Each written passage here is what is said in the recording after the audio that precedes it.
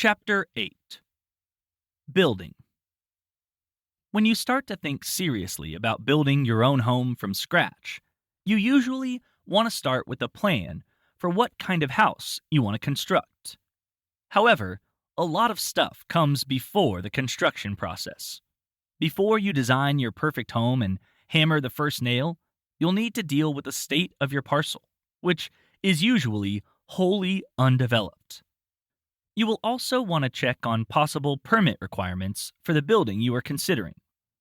Covenants for the subdivision should also be considered. At onlinelandsales.com, we have a land due diligence area that has county data and covenant data for each subdivision we have land in. If you're going to bring in a cabin or trailer, you don't have to worry about clearing much of the land. But if you are building a home, the first part of the process is getting the ground ready. Clearing the land. Since the land you'll be buying is undeveloped, that means it may need to be cleared before you build. One land plot in a development may have many bushes and undergrowth. Another parcel may be home to numerous trees. You'll want to check your covenants for the rules regarding the amount of trees that can be cut. These rules usually exist to keep the natural beauty of the subdivisions, while providing ample allowance for building a home or ranch.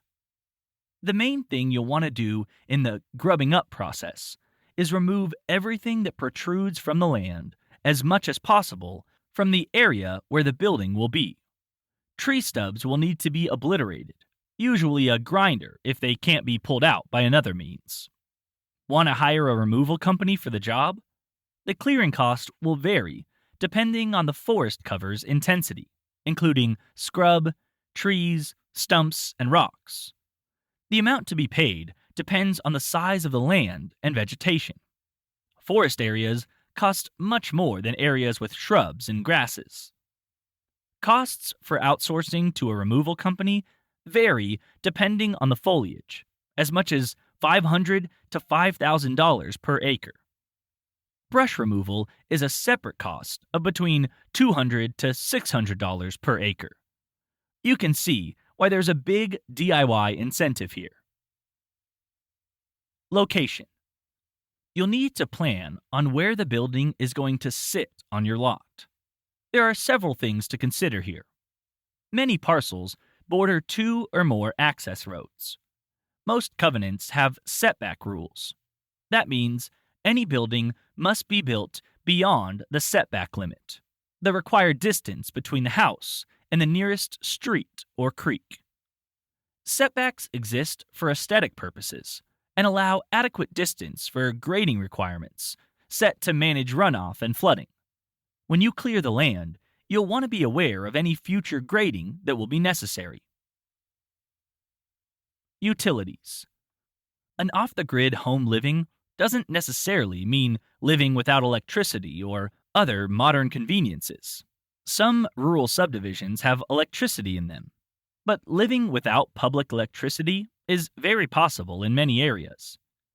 Rural land restrictions tend to be few, and some areas have none.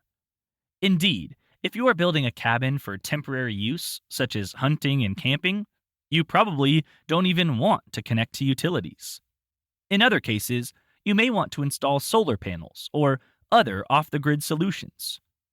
Most off-the-grid homesteaders look for energy-efficient features, like deep cell batteries, waste incinerators, no-water toilets, and innovative insulation systems.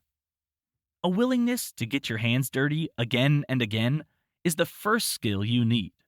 That alone will lead you to learn everything you need to build your future home. The natural world can provide all your basic needs, but you need knowledge and skills to use what is out there.